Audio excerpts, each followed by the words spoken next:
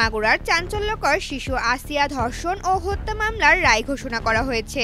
আজ শনিবার মাগুরায় নারী ও শিশু নির্যাতন দমন ট্রাইব্যুনালের বিচারক এম জাহিদ হাসান এই রায় ঘোষণা করেন। ওয়ালটন আবারও মিলিনিয়ার অফারে ওয়ালটন ফ্রিজ কিনে আপনিও হয়ে যেতে পারেন মিলিয়নিয়ার।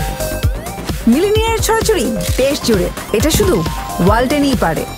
রায়ে প্রধান আসামি হিটু শেখকে মৃত্যুদণ্ড দেওয়া হয়েছে। তবে এই মামলার বাকি ৩ জন আসামি জাহেদা বেগম, সজীব শেখ ও রাতুল শেখ খালাস পেয়েছেন। উল্লেখ্য, গত ৬ মার্চ মাগুরা শহরের নিজ নান্দোয়ালি গ্রামে বোনের শ্বশুর বাড়িতে বেড়াতে গিয়ে ধর্ষণের শিকার হয় জারিয়া সরকারি প্রাথমিক বিদ্যালয়ের ৩য় শ্রেণীর ছাত্রী আসিয়া। এরপর চিকিৎসাধীন অবস্থায় গত ১৩ মার্চ ঢাকায় সম্মিলিত সামরিক হাসপাতালে তার মৃত্যু হয়। এই ঘটনায় শিশুটির মা বাদী হয়ে ৪ জনকে আসামি করে মামলা দায়ের করেন।